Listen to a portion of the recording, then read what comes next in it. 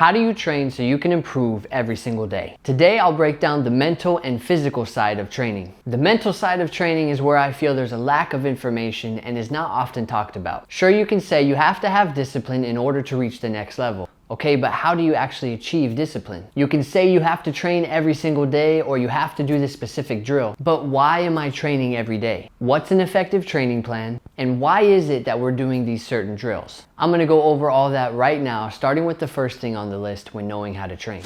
Just do it. So many times you are paralyzed by trying to choose what drills to do and what the best thing to do is. And you stop yourself from going to the field in the first place. You need to establish that habit of actually going to the field and enjoying that time if you really do want to become a footballer. If you don't enjoy it, then of course it's not going to be worth it. Second thing on the list is planning. Okay, once you have the habit of actually going to the field, then you can start planning your sessions out. This way you'll have a structured plan that will allow you to manage your time, effort, and energy. So it all depends on how much time you can dedicate to your sessions. A typical session should last 90 minutes, just like a game, but sometimes your sessions will last 2 hours, sometimes your sessions will last 1 hour if you don't have enough time. This is how I would suggest to plan your session. Write your session down in your notes, on your phone, or in a journal that you have. I'll give you a session breakdown for a 90-minute session on screen. I've trained with many professional players and coaches, and we can all agree this is what a typical session should look like. First, a dynamic warm-up to get your body ready and prevent injuries from happening. This is a habit you need to have and it should not be skipped over.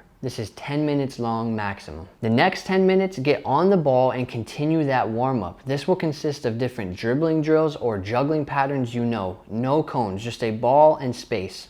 Here you can instinctively dribble or go through set patterns to improve your footwork. The juggling part you can also do instinctively, where you challenge yourself with skills or high juggling touches, or you can go through patterns that will challenge your touch and control. This should all be done with maximum intensity and effort. And in this 15 minutes, you can get hundreds or thousands of touches on the ball, getting you more comfortable and confident.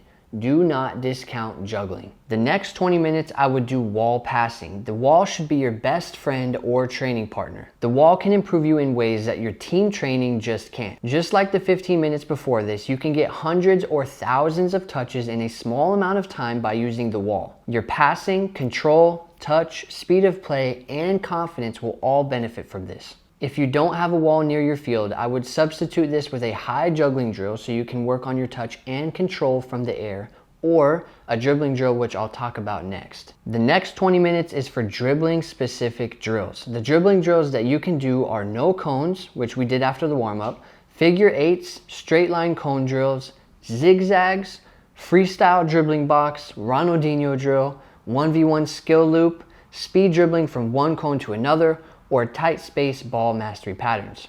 With these drills, you have a lot of variation and you will be able to work on basically everything you need to be a masterful dribbler.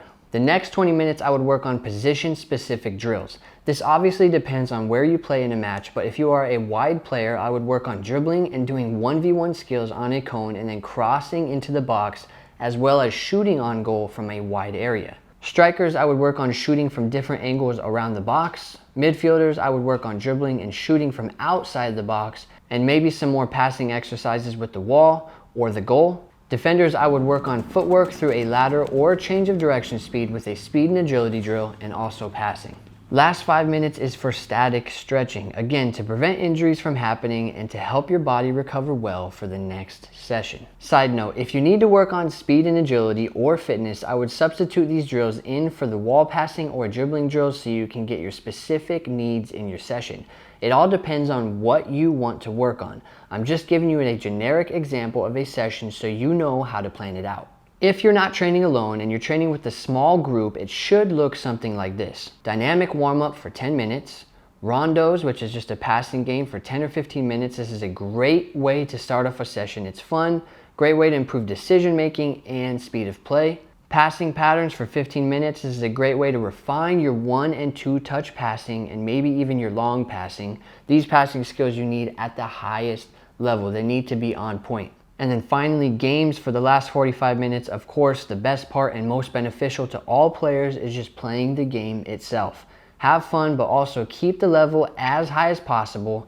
Keep score to improve your game. On to the third point, creating good habits. I can't say this enough, but creating good habits will set you up in your career and your life. Just like we talked about first with just going to the field and then planning out your sessions, now we will talk about a few more things to go more in depth. First, if you want to get better, you have to be your best coach. You have to bring the energy and intensity. Nobody's gonna make you do it. If you are always training at the same pace or doing the same things over and over because it's comfortable, you will never get better and you won't get to where you want to go. Your sessions require you to push yourself constantly, and they will change throughout the days or weeks based on your specific needs, and these changes will be good for your progress.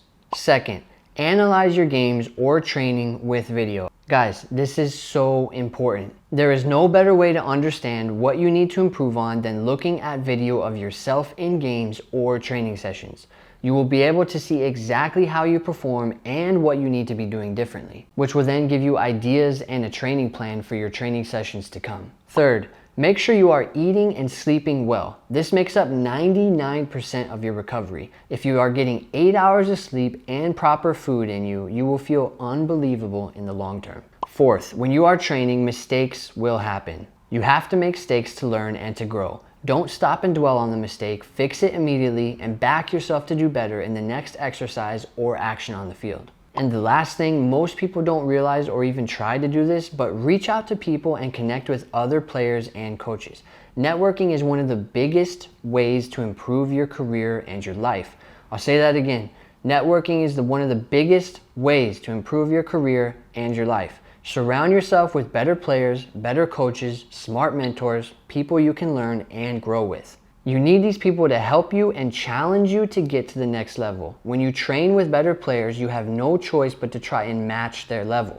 When you have a good coach you trust, they can tell you what you need to improve on. When you have a mentor, they can tell you how to maximize your time and habits so that you are constantly leveling up. Okay, on to the next point, setting goals and preparing yourself for success. You have to have some sort of goal in mind so that you can track your progress. After you have analyzed your performances, you will have a good idea of what you should be training. Setting a goal like, I need to get my first touch better so I will be confident enough to receive the ball in a match so that I can dribble players or pass to my teammates quicker. Having a specific goal will keep you honest and will help you follow a plan. Once you reach your goal, you will then set a new one. Write the goal down and visit it every day. Progress over perfection. Another big part of reaching your goals is visualization. You can get better off the pitch as well, and starting with some sort of visualization where you close your eyes and visualize yourself in training or matches doing great things. The brain is so powerful that when you constantly think about these things and visualize these situations, that your body will naturally feel more comfortable when these situations happen, which will make you succeed. But beyond that, visualize yourself making mistakes as well and think about how you will respond to them. Don't stop playing or look embarrassed. Fix the mistake as fast as possible and forget you ever made it. Be a goldfish. Short-term memory, it happens, it's a mistake. Okay, leave it, move on to the next action.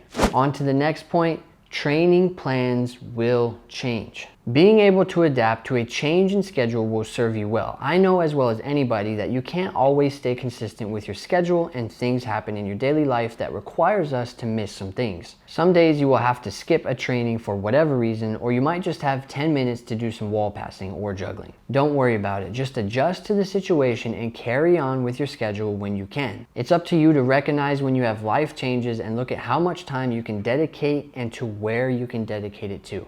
Alright, so there's some things to think about in your training. In this video, I got really into depth on the mental side of training and not just the physical. You have to know how to train so that you don't waste your time or energy on things that don't actually improve you. During your trainings, you have to think, am I doing the right things? Am I creating good habits? Are you communicating with your team and asking for the ball? Are you scanning the field so you know what your next move is? Are you demanding to play at a high level for yourself? Create these good habits in training and see how well it translates to the game. You'll be able to improve yourself faster. If you enjoyed this video, make sure you give it a thumbs up. And if you have any questions at all, let me know in the comments down below. I'll see you all next time. Keep following your dreams and become prolific.